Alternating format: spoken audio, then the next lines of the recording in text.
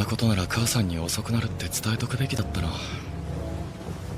Today, we're diving straight into the next chapter of Hunter Sung Jin-Woo's unstoppable rise.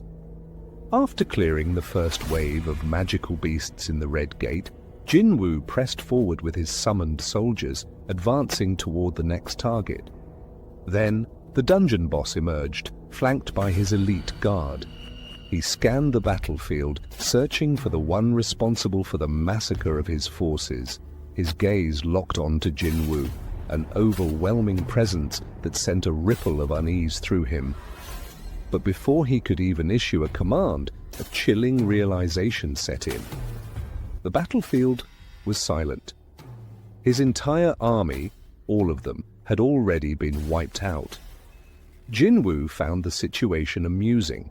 He commanded his shadow soldiers to reveal themselves, then, with a cold gaze, ordered them to eliminate the enemies standing before him. Jin Wu, along with his shadow army, marched forward, exuding an overwhelming aura that was impossible to ignore. Sensing the imminent threat, the magical beasts charged with ferocity. But they were no match. The battlefield descended into chaos as Jin Wu's forces brutally tore through their enemies, dismantling them piece by piece. The boss, now paralyzed with fear, could do nothing but watch as his forces were annihilated. His agonized screams echoed through the dungeon as he called out for his fallen subordinates, but none remained. In a final, desperate attempt, the boss lunged forward. Beru, moving at lightning speed, struck first. His claws pierced through the boss's body. Igris followed up, severing an arm in one swift motion. Tusk delivered the finishing blow, slamming the boss into the ground with overwhelming force. The entire battlefield trembled from the impact. As the dust settled, Jin Wu stepped forward. The boss lay in a pool of his own blood, barely clinging to life. Jin Wu demanded answers, but the creature remained silent. The system was likely interfering again, preventing it from revealing any crucial information. With a sigh, Jin Wu dismissed the thought. For now, he had something else to focus on. Opening his inventory, he retrieved a key, the cursed random box key, a rare item he had obtained after defeating Baron in the Demon Castle. At the time, the key had offered no information, leaving Jin Wu puzzled about its purpose. But now, after reaching level 100 following his achievements in the Jeju Island raid, the required conditions had been met. The system had finally revealed the details behind the mysterious key. It was the key to the Carton Temple's gate. A message popped up, stating that the location of the designated gate would be revealed once the allotted time had passed. The name struck a chord in Jin Wu's mind, Carton Temple. A rush of memories flooded in. The double dungeon, the ancient temple, the eerie stone statues, and the stone slate held by one of them. The pieces were finally falling into place. Jin Wu realized that the system was calling him back to where it all began. The very place that had set him on the path of a reawakened hunter was summoning him once more. But this time, it felt different.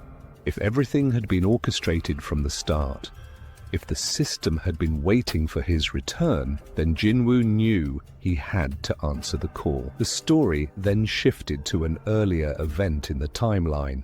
The scene cut to America, where a hunter was trapped in a high-level dungeon. Fear gripped his face as a chilling presence emerged before him. Sid, the Frost Monarch, who was on the hunt for the rulers within the country.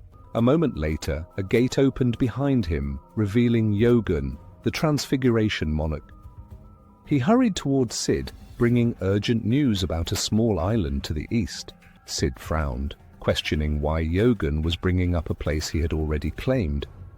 After all, that island in the east was home to the Shadow Monarch. Yogun explained that the rulers were attempting to free Legia south of that location, and he needed to head there immediately. He urged the Frost Monarch to take his place in the east. But Sid pressed again. What about the Shadow Monarch? Yogen reassured him that as long as the architect fulfilled the contract, everything would go according to plan. He also shared an intriguing detail that made Sid grin with excitement. Greatest fragment of light had been located in the east. Just then, the Frost Monarch sensed a powerful presence. A ruler had arrived. It was Il-Hwan, Jin Wu's father. He had deliberately left traces of his power, luring the monarchs to America. His glare was filled with fury as he demanded to know if they were referring to Korea as the small island to the east. As they prepared to leave, the Frost Monarch confirmed it, taunting Il-Hwan to chase them if he dared. Not one to back down, Il-Hwan launched a swift attack. But Sid countered effortlessly, erecting a massive ice wall that exploded upon impact, shaking the entire area. Back in the present, Yu Jin-Ho sat in the office, fully committed to his new mission, silencing anyone who dared to badmouth Jin Wu. After the Jeju Island raid and the controversy surrounding Jin Wu's involvement, he was determined to protect both his partner and their guild's reputation. Wasting no time, he meticulously went through each offending comment, reporting them one by one with unwavering focus. Just then, Jin Wu appeared silently beside Jin-Ho. The sudden presence startled him, snapping him out of his concentration. Jin Wu casually asked, "Is there any trouble?" Jin-Ho quickly shook his head. "No, everything's fine." But then he noticed something unusual. Jin Wu was still in his hunter gear.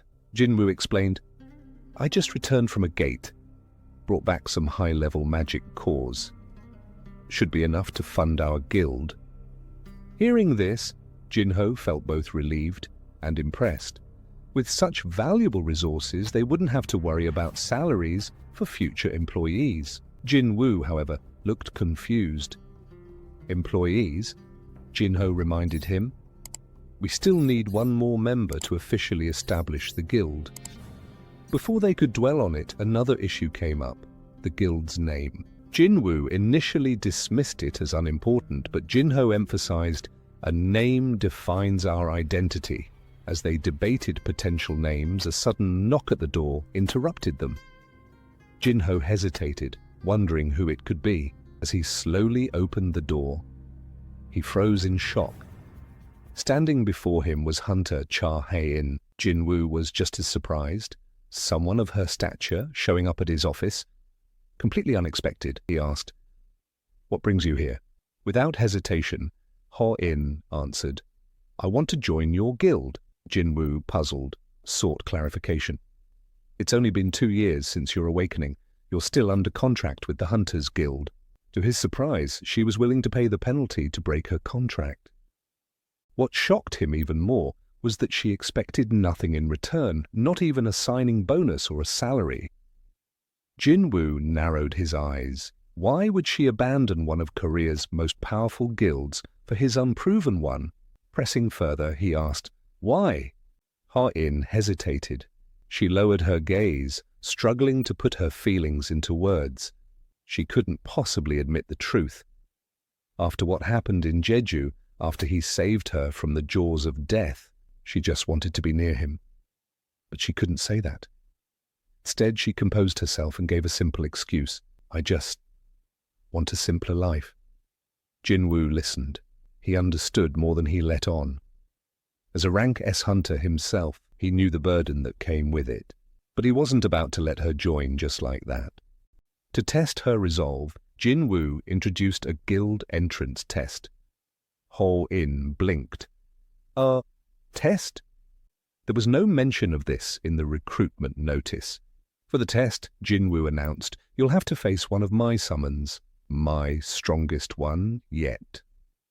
Despite the unexpected challenge, Hae-In didn't even flinch. No fear, no hesitation. She was ready. Jin Wu suggested heading to the Hunter Association's gymnasium to conduct the test.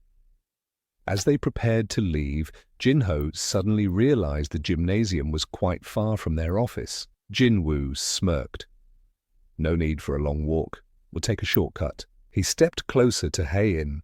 She felt a lump in her throat. He was closer than she expected. Before she could process it, Shadow Exchange activated. In an instant, their forms sank into the shadows, vanishing from the room without a sound. They arrived at the gymnasium. The lights flickered on automatically, reacting to their mana. The vast space was brightly illuminated, and Hae-In couldn't hide her amazement at what she had just experienced. She took a moment to take in her surroundings. Then, her gaze finally settled on Jin Wu, who was already prepared to begin the test. Just as they were about to start, Hae-In realized she had left her weapon behind. Jin Wu pointed at the reserve weapons. You can choose from there. They're not the highest quality, but they'll do. Without hesitation, she examined the selection and chose a sword similar in weight and length to her usual one. Once she confirmed her choice, Jin Wu summoned Igris, his best swordsman among the shadows. While Beru was undoubtedly his strongest summon, unleashing him against Hae-In might be too much. So, he settled on Igris for this test. Jin Wu explained the conditions. Victory is achieved if you destroy the summon. You lose if you surrender. To make it fair, he retrieved the Demon Monarch's sword from his inventory and handed it to Igris. Without wasting any time, Jin Wu gave the signal. The match began. Igris struck first, swinging the Demon Monarch's sword with deadly precision. A bolt of lightning shot toward Hae-In, crackling with immense power. She reacted instantly, dodging with cat-like agility. The blast struck the wall behind her, leaving a deep, charred mark. Jin Wu watched closely, impressed. A lesser hunter would have been fatally wounded if they had been even slightly grazed by that attack. But Hae-In! She didn't slow down. With unwavering focus, she gripped her sword and charged forward. Igris met her head-on. Their blades clashed, sparks flying. Each strike echoed through the gymnasium. Jin Wu had expected a good fight, but as he observed the battle, he realized something. He had underestimated her. Despite wielding the Demon Monarch's sword, Igris was struggling. Hae-In's attacks were relentless, precise, refined, devastating. Then one final blow. Igris was sent crashing into the wall. The impact reverberated through the space. Jin Wu knew the outcome was decided. Before Igris could rise again, he called off the match, but Hae-In wasn't satisfied. She stepped forward, her breathing steady. "Is Igris truly your strongest summon?" Her gaze was unwavering. She wanted more. She wanted to face his strongest one. Jin Wu hesitated. He knew exactly who she meant. Beru. He was concerned. She might get hurt, but her determination was absolute. She wasn't backing down. After a brief pause, Jin Wu finally agreed. Without another word, he summoned Beru. The shadow ant materialized. Instantly, the gymnasium's atmosphere shifted. A crushing weight filled the air, but Hae-In stood firm. Beru, ever loyal, awaited his orders. Jin Wu commanded, "Defeat her, but do not harm her." Beru obeyed. A thunderous battle cry shook the gymnasium, his blade-like claws extended, ready to strike. Just as the tension peaked, Jin Wu's stern voice cut through the silence. "Beru, remember my command." Hearing his king's instruction, Beru immediately retracted his claws. That instant, Hae-In saw an opening. She moved to seize the moment, but before she could react, Beru vanished. An icy shiver ran down her spine. She had seen this move before, on Jeju Island. She steeled herself. She wouldn't fall for the same trick twice. Beru reappeared behind her, his presence looming, but this time she was ready. Her blade lashed out, a flurry of precise strikes. Dozens of slashes cut through the air. Yet not a single one landed. Beru dodged effortlessly, his form unmoving, his gaze impassive. The overwhelming difference in their power became painfully clear.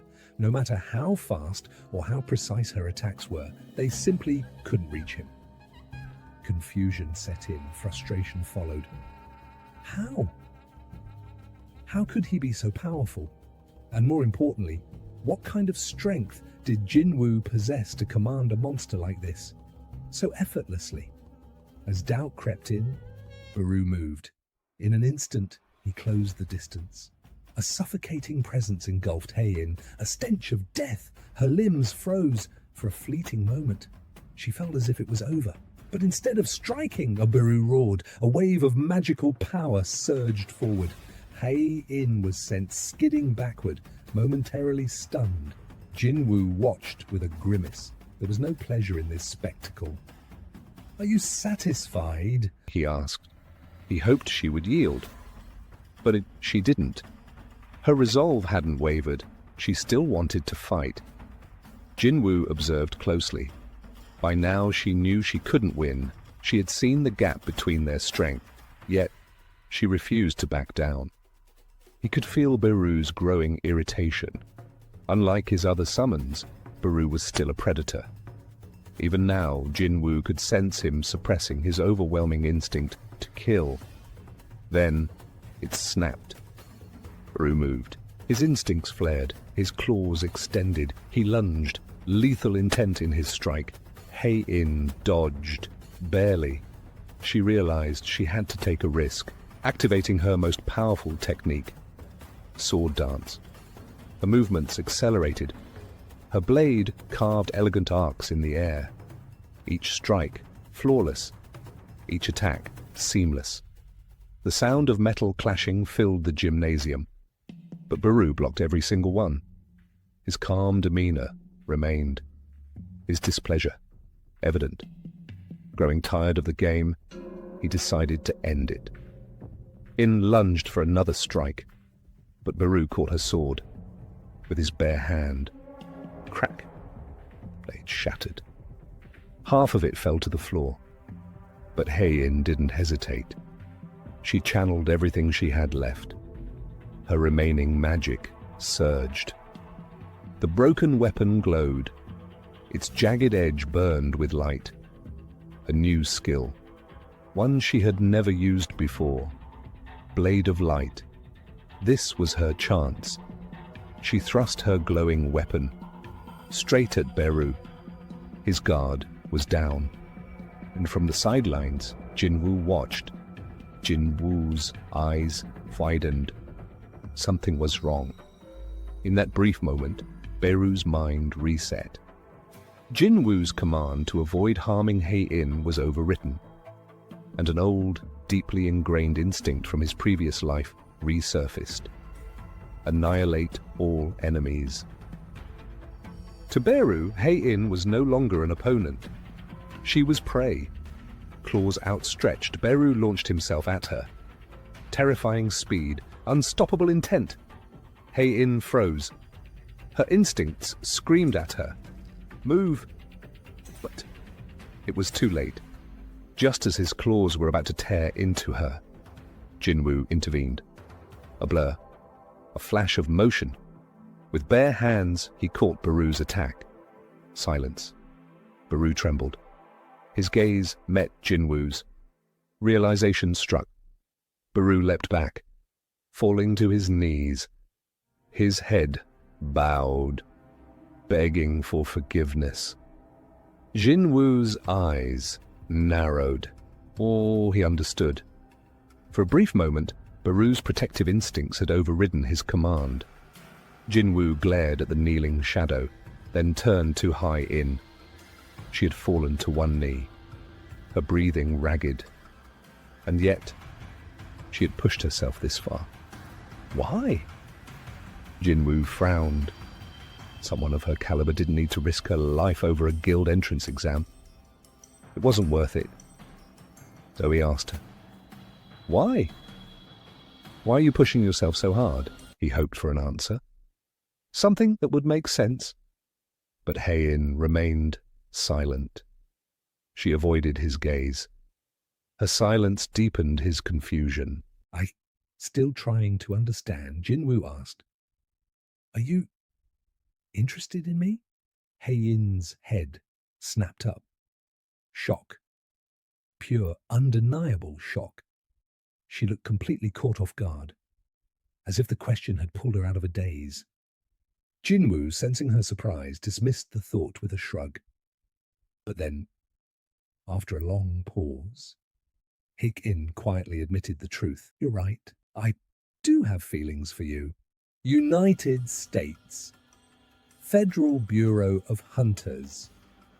Director David Brennan was not pleased. The news was unacceptable. His men had failed. They had failed to recruit Sung Jin-Woo, a hunter the Bureau had been determined to bring into their ranks. Ever since witnessing his overwhelming power on Jeju Island, they had set their sights on him. And yet, they failed. Assistant Director Connor stood beside him, accompanied by Norma Selner. Selner and Connor apologized. But Brennan didn't want apologies. He wanted answers. What went wrong? Connor took a deep breath and began explaining everything that had happened in Korea. Their attempts to bring Jin Wu into the Bureau, their failures. And then he revealed something shocking. According to Miss Selner's observations, Jin Wu was supposed to be one of the Monarchs. The revelation stunned Brennan. If true, then Jin Wu's power was beyond anything they had anticipated. Brennan leaned forward. "Does that mean he's on the level of a national rank hunter?" Selner took a deep breath. She'd seen many hunters. She understood power better than anyone. All reawakened hunters drew their strength from a realm known as the other side. Their abilities were not their own. They borrowed power from an unseen force. She had always been able to see these connections. She could feel the energy each hunter borrowed. Some hunters shone brighter than the rest. She called them Monarchs. But Jin Wu was different. A chill ran through her spine as she recalled the experience. When she had looked into Jin Wu's eyes, she had seen nothing. No connection. No borrowed strength. No otherworldly force. Instead, she had seen darkness. A vast, overwhelming abyss. Something endless. Something all-consuming. Unlike other hunters, Jin Wu was not borrowing his strength. He was the source. No external forces. No limitations. He was the darkness itself. A suffocating silence settled over the room. Director Brennan exhaled slowly. The gravity of the situation sank in. He nodded. "Thank you for your time, Miss Selner." She bowed slightly, excusing herself. As she left, Brennan turned to Connor. His expression was hard, determined. Then he abruptly began walking. Connor hesitated. "Director, where are we going?" Brennan didn't stop. "Basement level 24. Connor's breath caught. He understood. He followed. Both men stepped into the elevator. The doors closed. The descent began. For a moment, silence. Then Brennan finally spoke. "If we can't use Miss Selner's abilities to bring Jin Wu into the Bureau, then we'll need to find another way." His gaze darkened. "I'm not giving up that easily." Connor stiffened. He knew exactly what Brennan was referring to. The first ever S-rank gate. A moment in history no one could forget.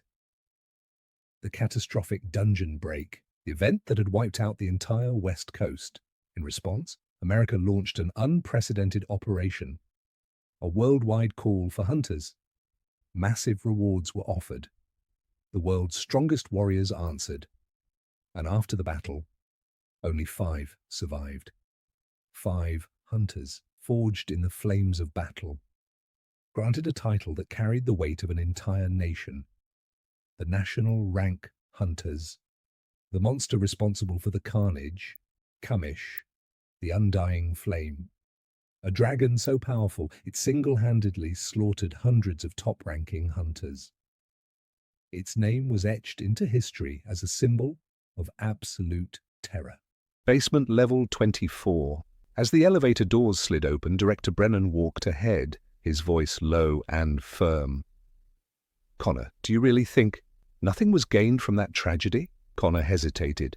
He realized what the director was implying. Brennan gave no further explanation. He didn't need to. The answer lay inside the last room on this level. A reinforced door slid open. Inside, a chamber unlike any other in the facility. Brennan stepped forward. With precise movements, he unlocked a safe embedded in the wall. The heavy door swung open. Inside, a heavily secured artifact, a rune stone, extracted from Kamish's remains. Brennan's eyes narrowed as he spoke. "It has been 8 years since we recovered this rune from the most fearsome monster in human history. 8 years. And yet, not a single hunter had been able to activate it. The power of the rune remained untouched, waiting, lurking in the shadows, as if it had been left behind for someone else, for the one hunter who might finally unlock its secrets." Brennan's gaze drifted toward Kamish's mortal remains. His mind raced with possibilities. Could this artifact be the key to their dilemma? Meanwhile, on the other side of the world, Jin Wu stood in front of his bathroom mirror, lost in thought. Hae-In's words from earlier lingered in his mind. Had he really changed that much? He still saw himself as fairly slim. Average looks.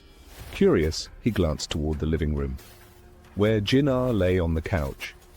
A grin spread across his face. "Hey, Jin-Ah." She didn't even look up. "Do I look cool now?" Jin-Ah paused. Then she snorted. "Where did you get this baseless confidence?" Jin Wu smirked. "You really don't think I've changed?" Jin-Ah sat up. Her eyes narrowed. Then she delivered her verdict. "Nope. Still a bum." Jin Wu's eyebrow twitched. A moment later, he pinched her cheek. "Ow! Hey!" Their usual playful banter unfolded, until Jin Wu casually mentioned, "I'm thinking of forming a guild." Jin-Ah immediately perked up. "Oh, what's the name?" Jin Wu folded his arms. "Solo play guild." A pause. Then Jin-Ah burst out laughing. "Solo play? That's the dumbest name ever." Jin Wu frowned. "What's wrong with it?" Jin-Ah wiped a tear from her eye. "Big brother, you literally summon an army." Jin Wu blinked. "Oh!" Jin-Ah shook her head. Then she grinned. "How about Ahjin Guild?" Jin Wu raised an eyebrow. "Ahjin?" Jin-Ah nodded. "A means I. In means to move forward." Jin Wu stroked his chin. Surprisingly, it wasn't bad, but then Jin-Ah giggled. "Oh, and also, it's my name spelled backward." Jin Wu stared at her. Then he chuckled. "I see. So that's your real reason?" Still, he had to admit, it wasn't a bad name. That night, Hae-In lay on her bed, her face burning with embarrassment.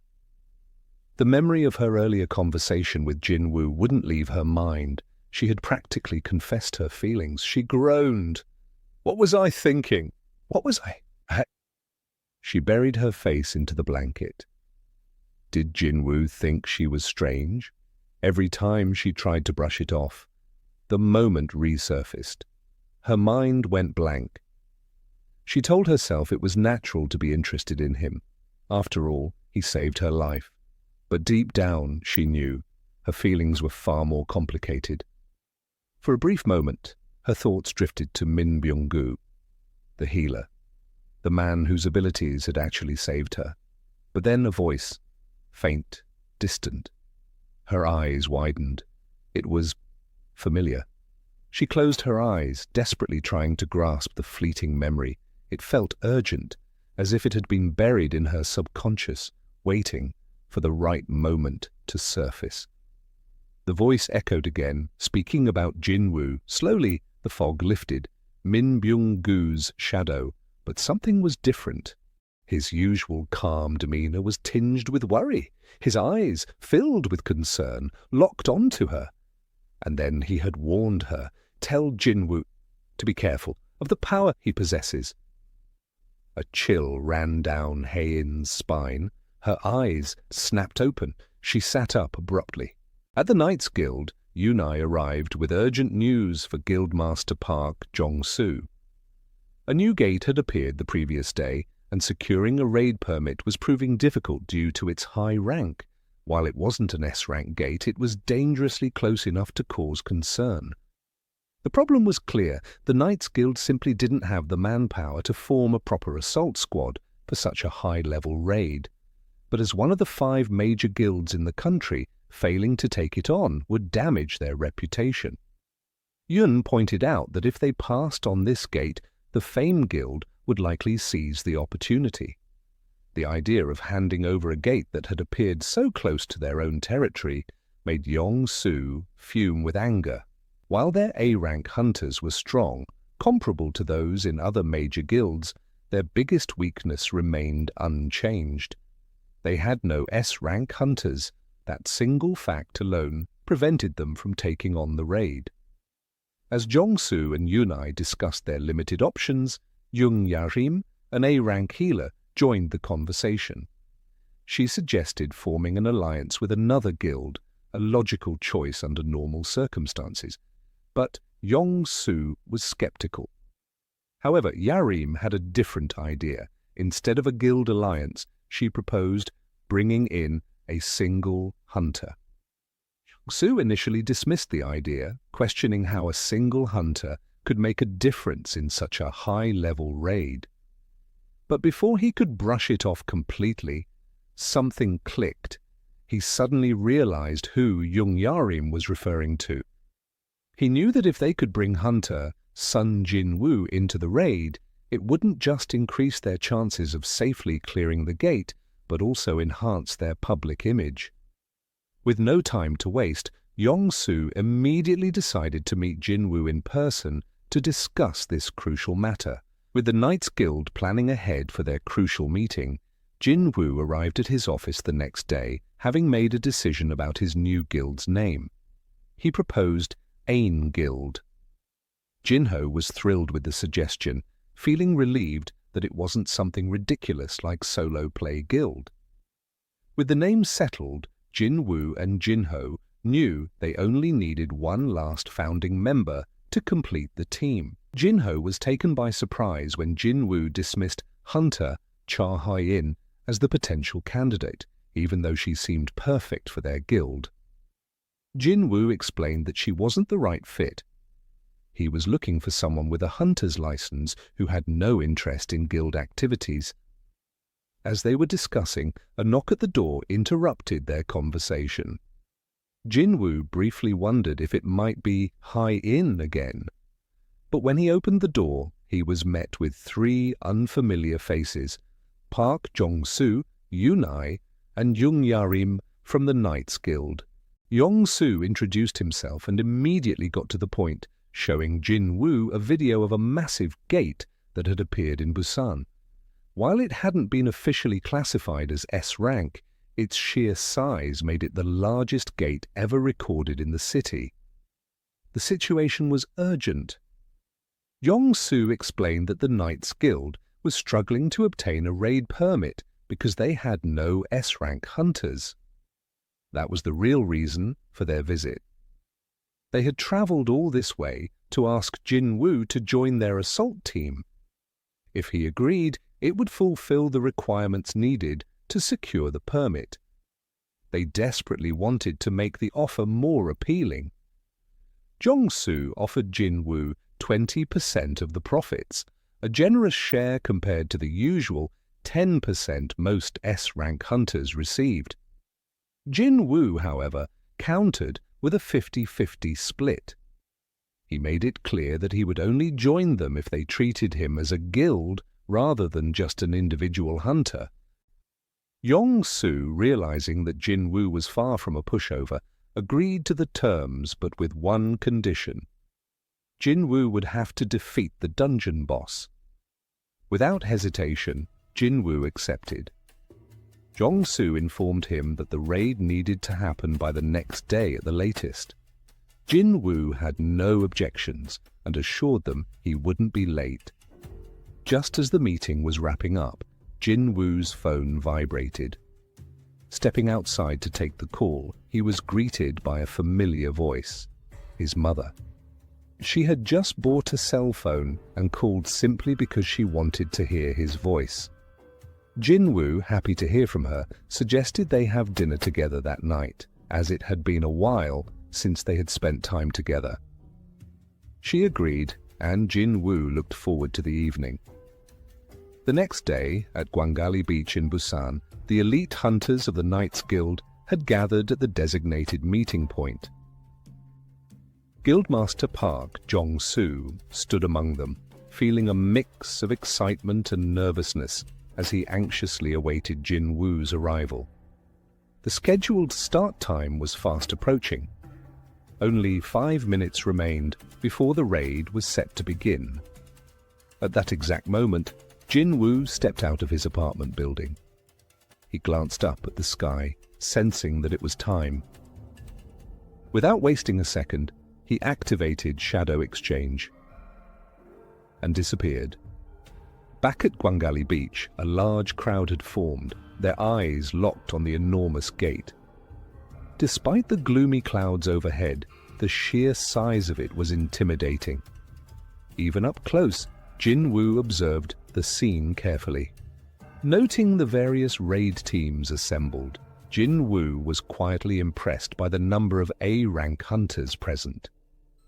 As he walked forward, he quickly found himself surrounded by the other hunters. They were eager to see him in action, especially after his legendary performance during the Jeju Island raid.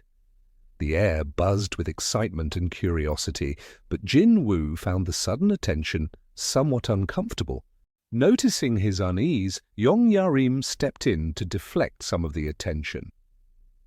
Her intervention gave Jin Wu a much-needed moment of respite from the barrage of questions.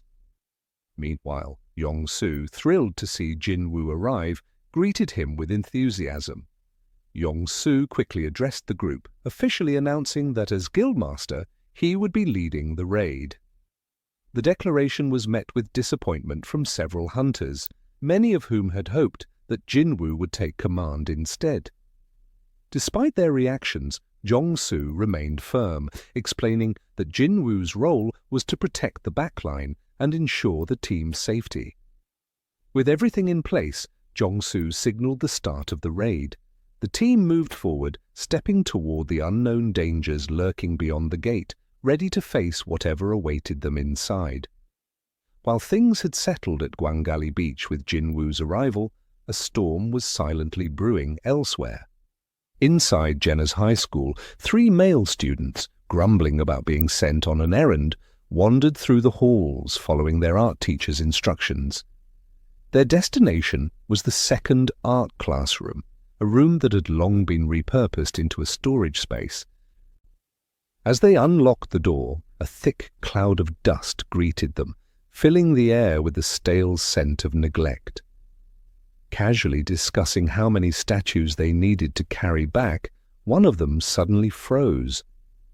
His eyes locked onto something unusual in the far corner of the room. The others followed his gaze. There, embedded in the wall, was a large blue gate. Curiosity got the better of them. One of the students stepped forward, reaching out to inspect the gate, completely convinced that nothing would happen. At that moment, a deep crack split through the gate's surface. Before he could react, a hand shot out, clamping down on the boy's head with an iron grip. He struggled desperately, but the hand's strength was absolute. Soon, a sickening crack echoed through the room. Blood splattered across the walls as his skull was crushed instantly. The remaining 2 students, paralyzed in horror, barely had time to scream before the gate shattered like glass. From the fractured portal, beasts began pouring into the world. The first creatures to emerge were 2 massive orcs, Their keen senses immediately detected prey nearby. The entire building was teeming with prey. One of them, eager for the thrill of the hunt, decided the time had come. He ordered his companion to summon their brothers. Once their forces were assembled, they would wipe out every human in the building before fortifying their position. As the leader orc walked through the corridor, he spotted 2 students in the distance. Without hesitation, he charged at them with his axe raised high. The students, caught in the monster's bloodthirsty gaze, stood paralyzed in terror. In the blink of an eye, a normal school day had turned into a massacre. As the nightmare unfolded, one student managed to fumble for their phone with shaking hands. They dialed the Hunters Association Emergency Center. An employee answered quickly on the other end, a teenage girl, her voice trembling with fear. The receptionist tried to remain calm and professional, asking how she could assist. The girl, barely able to get her words out, whispered that she was at her school, hiding in a bathroom while terrifying beasts roamed outside. The receptionist's breath caught for a moment as she realized the gravity of the situation. As the girl struggled to form a sentence, overwhelmed by sheer terror, the receptionist urged her to stay calm and assured her that hunters were already on their way. She gently asked the girl to describe the creatures. Through quiet sobs, the girl explained, they had human-like bodies, ugly faces and green skin. A shiver ran down the receptionist's spine. She knew what they were dealing with, an orc outbreak. But before she could warn the girl, it was too late. A deep, guttural growl rumbled through the speaker, then came a single blood-curdling scream. The line went dead. The school had turned into a slaughterhouse. While some students had managed to flee, many weren't as lucky. Bloodied corpses littered the hallways, and those still alive were either running for their lives or cowering and hiding. Orcs with blood dripping from their axes stood over the lifeless bodies of their victims. Though some prey had managed to escape, their cruel, beastly eyes gleamed with satisfaction. There were still plenty more students trapped inside. On the top floor, a group of students huddled together, their bodies pressed against the walls as they listened to the horrors unfolding below. They had barricaded the classroom door with desks and chairs, but it was a feeble defense at best. The boys in the room clutched whatever they could find, chairs, mops, anything that could be used as a weapon. But their hands trembled, and their eyes betrayed the truth. They knew none of it would make a difference. Suddenly, the door exploded from its frame as the leader orc burst into the classroom. Panic surged through the students as one boy, desperate to escape, sprinted toward the back door, only to be struck down instantly by an orc waiting in the shadows. With both exits blocked, the remaining students were trapped like cornered prey, pressed against the wall.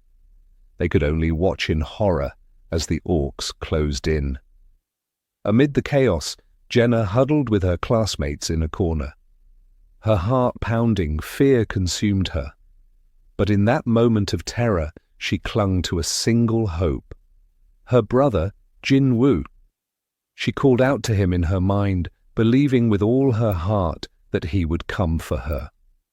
An orc scanned the group of terrified students and sensed something unusual, a surge of magic energy. It was coming from Jenna. Her presence stood out, and the orc's bloodthirsty gaze locked onto her. He became fixated on killing her. As the orc took a step toward her, Jenna's classmate stepped in the way, summoning every ounce of courage she had. She tried to block the orc's path, but it was futile. His eyes remained locked on Jenna as he raised his massive axe, ready to strike. Jenna watched in horror as the weapon rose above her head. She couldn't move. Her body was frozen in fear. Desperately, she squeezed her eyes shut, bracing for the inevitable. Just as the orc prepared to strike, something completely unexpected happened. All of a sudden, a high orc shadow soldier clad in black armor emerged, gripping the orc's wrist with an iron grip. The orc barely had time to react before the shadow soldier slammed its fist down on its head with overwhelming force. The impact was so brutal that the orc shot through the roof like a rocket. Soon, more high orc shadow soldiers materialized. Their imposing figures rose from the darkness, their eyes locked onto any remaining threats as they moved in unison, forming an impenetrable wall around Jenna. The battle had shifted. She was no longer in danger. Jin Woo's shadow soldiers had turned up at the school just in time, securing the area. Meanwhile, Jin Wu, on the other hand, had entered the dungeon alongside the Knights Guild raid party. Upon entering, they were met with a twin-headed ogre. The creature roared and swung its massive battle-axe with all its might, aiming to crush anything in its path. Yong-Su, the tank of the group, charged forward, raising his shield just in time to block the powerful blow. The sheer force of the attack sent shockwaves through the ground, but he held firm. As Jong-Su held the line, he called out to Yunai, who dashed in with lightning speed. With precision and agility, he leapt onto the ogre and slashed at both of its eyes. The beast roared in agony, thrashing wildly. Yunai signaled the others to strike and inflict as much damage as possible. Seizing the opportunity, the Knights Guild hunters launched a coordinated counterattack. Their frontline fighters moved in sync, slashing deep into the ogre's thick hide, while the mages positioned behind them rained down scorching spells. The monstrous creature, now covered in wounds and burns, staggered backward before collapsing with a heavy thud. Yong-Su called for a brief regroup, acknowledging. Jin Woo's voice was steady, but filled with fury as he locked eyes with Gra, the orc warlord. "You're in no position to question me," he said coldly, "but I'll give you one last chance. Leave now, and I'll spare your miserable life." Gra's grip on his axe tightened as he stared back at Jin Wu, his war-hardened instincts warning him that this was no ordinary human. A small bead of sweat trickled down his forehead as he processed the immense power emanating from Jin Wu. He had faced countless powerful foes in his lifetime, but never before had he encountered such a force. Gra growled, his voice dripping with disbelief. "I am Gra, chief of the Red Blade tribe, and I have crushed stronger beings than you. What makes you think you can stop me?" Jin Woo's expression remained unchanged. "You're already beaten," he said flatly. "Your warriors are nothing compared to the soldiers I command. Your tribe is finished." The tension in the room was palpable. Gra's orcs had stopped advancing, their eyes flickering nervously between their leader and the overwhelming figure of Jin Wu. They had fought battles across countless lands, but the fear of something they couldn't understand was slowly creeping into their hearts. The moment stretched on for what felt like an eternity before Gra's rage overcame his fear. He raised his axe with a roar and charged at Jin Wu, swinging with all his might. The orcs behind him, emboldened by their leader's fury, followed suit, rushing forward with weapons raised. But Jin Wu was faster. With a flick of his wrist, he summoned a new wave of shadow soldiers that appeared in an instant, forming a solid wall of shadows between him and the orcs. They clashed with the incoming orcs, and the battle began in full force, echoing with the sounds of steel against shadow and the guttural roars of the orc warriors. Meanwhile, Jin Wu's eyes remained fixed on Gra, unwavering in his focus. "You've made your choice," he said, his voice a low growl, filled with the weight of impending destruction. As Gra swung his axe at the shadow soldiers, Jin Wu's hand rose once more, and a surge of power radiated from him, gathering into a single, devastating pulse. Before Gra could react, the pulse of energy ripped through the Orc warriors, sending them flying backward with bone-shattering force. Gra himself was knocked to his knees by the sheer power of the blast, his body aching as though struck by a mountain. He struggled to rise, but his strength was failing him. With a swift motion, Jin Wu ended the battle, and the Orc warlord fell to the ground, lifeless. His warriors, seeing their leader fall, hesitated for a moment before scattering, retreating in fear of the power they had just witnessed. Jin Wu turned toward his sister, who was still trembling from the chaos, but now with a look of relief on her face. "You're safe now," he said softly, placing a hand on her shoulder. "I'm sorry, I couldn't get here sooner." An Orc sat on a throne while one of his subordinates reported to him, "The final restrictions have been lifted, and we can now enter the human world." The monster declared, "I am the chief of the Red Blade tribe, and nothing can stop me now." His subordinate informed him that Hawk warriors were assisting the humans. The chief, irritated, asked, "How many?" The subordinate replied, "3." Hearing this, the chief became enraged and scoffed. To think that the great Orc warriors cannot handle 3 high Orcs. How pathetic. Picking up his weapon, he commanded, "Lead the way. It's time for slaughter." Meanwhile, back in the dungeon, the hunters grew anxious, seeing the insect monsters swarming around them. They pleaded with Park Jang-soo. They feared that if the monsters considered them enemies, they wouldn't stand a chance. Park Jang-soo, however, insisted they couldn't just leave. "If we back out now, there will be no way to deal with the reporters outside. We can't stop, just because we're afraid of some summons." Just then, Boo suddenly approached him. Seeing Boo up close, Park Jang-soo was terrified, but kept his composure. He said, "Let's go." In an instant, Boo vanished and reappeared in front of him, startling him so much that he fell to the ground. Without a word, Boo tossed something toward him before turning to leave. The rest of the hunters rushed to check on Park Jang-soo, asking if he was all right and whether they should follow the monsters. Instead, he told them, "First, let's take a look at this." As they examined what Boo had brought, they realized it was the head of the Death Knight. Staring at it in shock, Park Jang-soo muttered, "It killed the highest-ranked monster in an instant. To think they're this strong." He asked if anyone still wanted to quit, but when he looked up, he was the only one still sitting.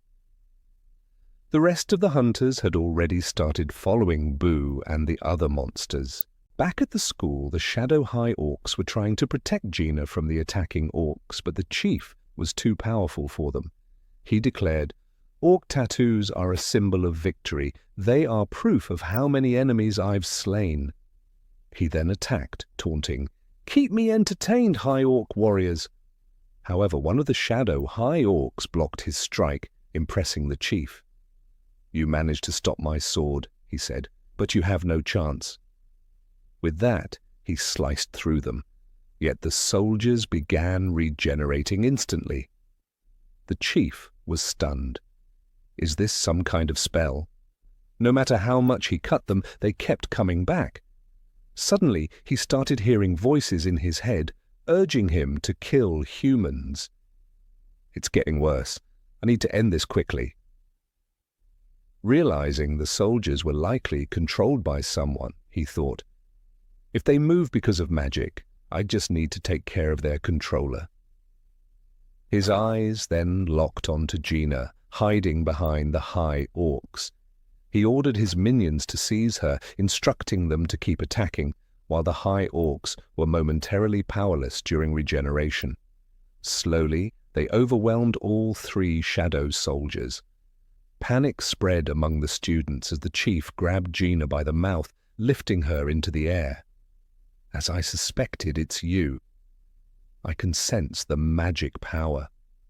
Jina trembled in fear, but just as the chief prepared to finish her, something outside the window caught his attention. He let go of her, his expression twisting into shock.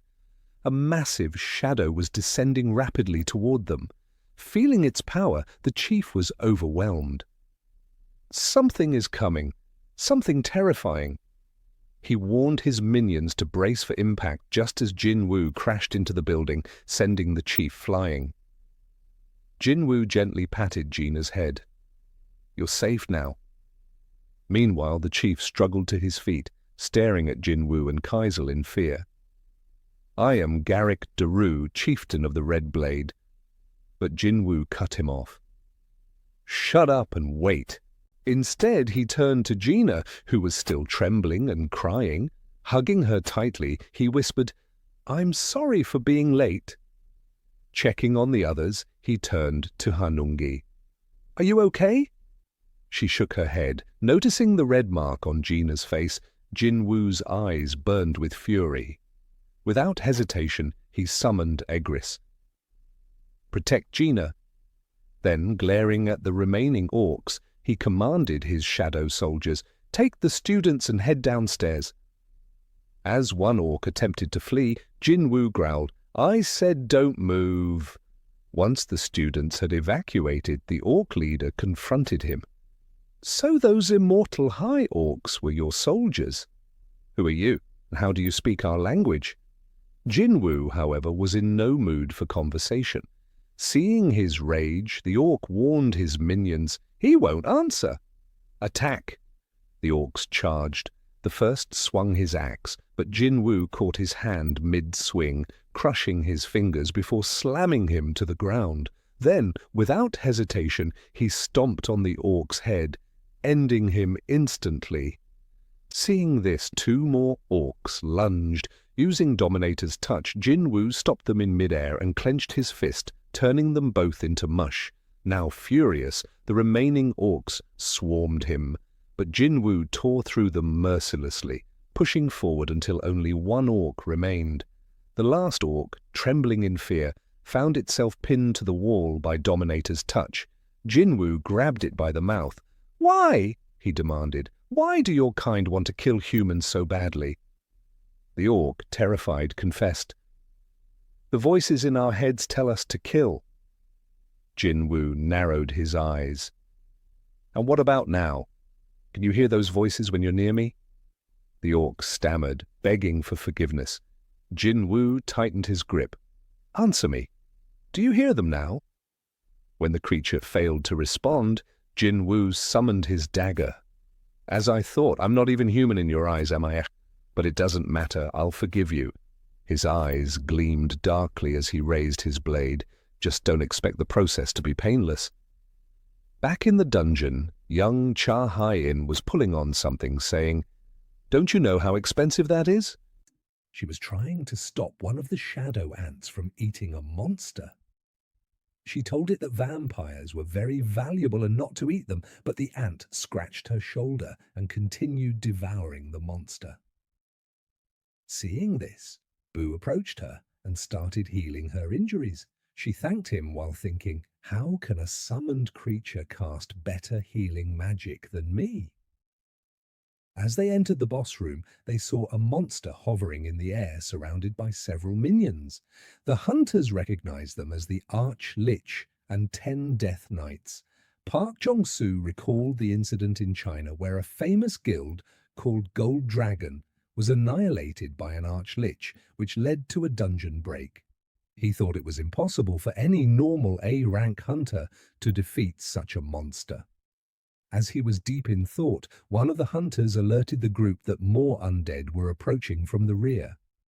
Park Jong-soo quickly ordered Hae-In to block the entrance with her magic. She created a barrier at the entrance, preventing the undead from entering. "I can hold this for only 5 minutes," she informed them. As Park Jong-soo considered their next move, he noticed Boo advancing toward the Arch-Lich. The boss immediately recognized him as a shadow soldier of the Monarch and demanded to know why the Monarch's personal army was attacking them. Boo chuckled and said, "We were chosen by the Monarch, and you weren't." The Arch-Lich refused to believe it. "That cannot be. I will personally report this to the monarch." Bu simply laughed. You talk too much for someone about to die," he said, leaping forward and grabbing the glowing essence from the lich's chest. The monster screamed in agony as Bu crushed the orb in his hand. With the boss defeated, all the undead soldiers within the dungeon began to collapse and disappear. The hunters stood in shock, unable to believe that Bu had killed an arch-lich in a single move. After the battle, Bu let out a triumphant roar. Watching him, Park Jong-soo thought, "I knew he was strong, but this strong." He then reflected on Sung Jin-Woo's power. He figured that Jin Wu likely couldn't command all his summons at once, as doing so would rapidly drain his mana. However, based on their overwhelming strength, even if Jin Wu only summoned half of his army, he could still wield a force more powerful than a major guild.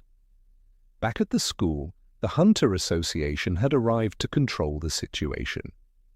Jin Wu was sitting with Chairman Go Gun-hee in his car. The chairman informed him that the 213 students who had quickly escaped were all safe, while only 10 others were rescued from the building. However, all the remaining students were gone. He then handed Jin Wu his phone, displaying a graph that showed the number of gates appearing in that area over the last 6 months. He explained that all countries were experiencing an exponential surge in gate appearances, as well as an increase in the number of newly awakened hunters. In other words, while the number of gates is rising, so is the number of hunters who can close them. Jin Wu then asked why the chairman wanted to meet with him today. In response, Go Gun-hee handed him a stack of documents, explaining, "People from Japan, the United States, China, Russia, France, the UK, Germany, and even some countries in the Middle East wish to meet with you. These documents contain their official requests." He added that some had likely already reached out through unofficial channels. While the association could protect Jin Woo's personal information, as he had requested, they had no right to stop these foreign parties from making contact. The chairman then urged Jin Wu to consider staying in Korea, emphasizing that if he were to leave, the country would struggle to adapt to the global changes occurring. As they neared a hospital, the chairman informed Jin Wu that this was where his younger sister, Jin-Ah, had been taken. As Jin Wu prepared to leave, Go Gun-hee assured him that he would provide whatever resources were necessary if he chose to remain in Korea. He stressed that the nation had already lost 3 of its 10 S-rank hunters and could not afford to lose another. Hearing this, Jin Wu replied, "In that case, I'd like to enter high-rank gates alone from now on. Can you make that happen?" The chairman, surprised, asked if that was the reason Jin Wu had created his own guild. He thought to himself, a one-man assault squad, and acknowledged that while it would be difficult, it was not impossible. Fast forward, we see Yu Jin-ho on a call with someone, inviting them to join their guild. The person on the other end was his cousin Yu Suk-Young. Jin-ho tried to convince her to join their guild rather than becoming an ambassador for his father's guild. She questioned his reasoning. She was skeptical, asking if he was trying to recruit her for a guild that hadn't even been officially formed yet, and whether he was sure he wasn't being scammed by some shady guy. However, once she learned that Sung Jin-Woo was the one creating the guild, she became interested. Upon arriving, Jin-ho introduced her, saying, "This is my cousin Suk-Young, an A-rank hunter." Seeing how excited she was to meet Jin Wu, Jin-ho commented, "You're the real celebrity here." Meanwhile, Jin Wu thought to himself, is she really an A-rank? As they sat down, Jin Wu warned her that joining their guild would create a stir and asked if she was prepared for that. She confidently responded, "Anything is better than getting mixed up with Eugene." Jin Wu, confused, asked who she was referring to. Jin-ho clarified, "That's my older brother." Jin Wu then asked, "The one with the bad personality?" After their discussion, Suk-Young asked Jin Wu if she could take a selfie with him to post online. The scene shifted to the Hunter Association building, where Senator Nam Jung-wook was protesting against Chairman Go Gun-hee's appeal to allow Hunter Sung Jin-Woo to enter high-level dungeons alone. He told those present that the regulation had been put in place as soon as Hunter Sung Jin-Woo established his guild. "If this isn't preferential treatment, then I don't know what is," he added, stating that the Hunter Association exists for the good of all hunters, not just Hunter Jin Wu, and demanded an explanation from the chairman. Chairman Go Gun-hee admitted, "You're right, well, this is preferential treatment." He then explained the reasoning behind this decision. He posed a question. If you had to choose between deploying 20 A-rank hunters or an assault squad consisting of just Hunter Jin Wu in a dungeon break zone, which would you choose? He reminded them that guilds worldwide were desperate to recruit Jin Wu and questioned whether they truly believed he would remain in Korea if they refused to compromise with him. "Are you planning to make the same mistake again, like when Hunter Hwang Dong-soo left for America?" He then emphasized, "If you think this type of preferential treatment is unreasonable, I urge you to consider who will save your life when another S-rank gate appears here in Korea." Meanwhile, Hunter Cha Hae-In was looking at her phone, staring at a picture of Jin Wu with Suk-Young. Seeing this, she began to tremble before letting out a frustrated scream. Fast forward, we see Jin Wu with Jin-Ho preparing for their guild's first raid. Upon seeing the gate, Jin-Ho remarked, "I've never seen anything like this. This gate is massive." They were soon surrounded by reporters bombarding them with questions, including inquiries about Jin Wu's relationship with his guild member, Suk-Young. Jin Wu turned to Chief Wu Jin-chul. "I thought the association was keeping my personal information private. What happened?" Chief Wu explained, "We can protect your personal details, but we can't prevent the public from discovering the location of the gates." He advised Jin Wu to be mindful of what gets posted on social media. As they prepared to enter, Jin-Ho suggested hiring a mining and collection team, as he didn't think he could handle everything himself. However, Jin Wu reassured him, "Don't worry about that. My shadows will take care of everything." Wu Jin-chul observed the mana readings of the shadow soldiers and was astonished. All of them were B rank or higher. He commented, "A squad like this is more than qualified for a raid permit into an A-rank gate." It became clear that Jin Wu was making a mockery of those arguing over whether this was preferential treatment. Wu Jin-chul then announced, "I've been ordered by the chairman to observe your raid. He wants to confirm whether this is truly a safe idea. Would it be all right if I accompany you as a representative of the inspection team just for today?" Jin Wu smirked and asked, "Are you sure you'll be okay in there with us?" Wu Jin-chul was puzzled by the question. Fast forward a few minutes, and we see Wu Jin-chul sweating profusely as he witnesses Jin Wu's shadow soldiers effortlessly tearing through A-rank monsters. "This is an A-rank monster, a Naga," he thought.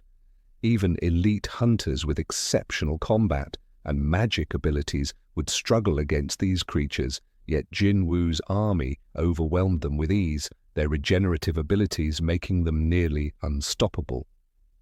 His gaze locked onto Igris. "That one is especially powerful." He watched as the blood-red commander effortlessly dispatched multiple enemies with his sword. Wu Jin-chul then noticed something else. Only mages of the highest caliber can wield lightning magic. Is that really an A rank? Or, realizing it was likely even stronger, he wondered, if I were to fight that thing one-on-one, would I even stand a chance? As the battle continued, Wu Jin-chul spotted an ant-like shadow munching on a dead monster. Jin Wu swiftly kicked the ant, sending it flying into the ceiling. I told you not to eat those. Do you have any idea how valuable these corpses are? He then turned to his lower-ranked soldiers and ordered, "Get back to mining those mana crystals." Seeing him work, Wu thought, he's capable of clearing an A-rank dungeon, retrieving corpses and mining mana crystals all by himself. This isn't just a one-man assault squad. After all the minions were dead, the boss finally appeared. Seeing the creature, Jin Wu ordered his soldiers, "Those of you who are still working can stay. The rest of you return." Wu asked him, "Why did you have the other soldiers leave? Your summons would have been strong enough to take down the boss themselves." Summoning his daggers, Jin Wu replied, "Relying too much on my shadows makes me lose my touch." He then started running up the monster's body with incredible speed. Before the monster had any chance to defend itself, Jin Wu sliced its face in two with just one swing of his weapon and leapt into the air. Seeing this, Wu was left speechless. In all his years as a hunter, he had never seen anything like it. After the boss was defeated, Jin Wu saw that he had gained a level and that his abilities had been upgraded, including Shadow Exchange. Its cooldown had decreased by 1 hour. Seeing this, Jin Wu thought, "The cooldown goes down by an hour for every level I gain. If I keep leveling up the skill, I'll be able to go wherever I want without worrying about my mum and sister's safety." Meanwhile, Wu was staring at the boss's corpse, thinking, "Naga's scales are tough enough to be used as shields or armor, but he's sliced through them with just 2 daggers. Jin Wu then used shadow extraction on the defeated boss, and a shadow began to emerge from the corpse. A notification appeared. "You have successfully enhanced the shadow's power. The shadow will start at level 13. Observing the newly formed soldier, Jin Wu thought, "It's the same rank as Tusk, but starting at level 13, which means it's as strong as it was when it was alive. But it's much smaller now. Shadows usually stay the same size or grow when I extract them. Even so, it's emitting an enormous amount of mana. I think it's about as strong as Tusk." Another notification prompted him to name his new soldier. He decided to name it Jima. As he finished, the cave began to shake. Seeing this, Jin Ho told Jin Wu, "We should get going." Looking at the boss's corpse, Jin Wu thought, "What do I do about this?" After a while, Tusk emerged from the gate, carrying the boss's dead body on his shoulder. Reporters immediately recognized him as one of Jin Wu's summons and began taking pictures. As the rest of the squad exited the dungeon, Wu appeared completely overwhelmed by everything he had witnessed inside. Later, we see Wu sitting in the chairman's office, reporting everything he had seen in the dungeon. Listening to him, the chairman commented, "You've seen many different raids over the years, but hearing your report, I understand why even a veteran like you is overwhelmed." Wu responded, "What I witnessed wasn't a raid, it was a massacre." After Hunter Wu left, the chairman pondered everything he had just heard, thinking, hunters from Korea known all over the world are about to see the tides turn.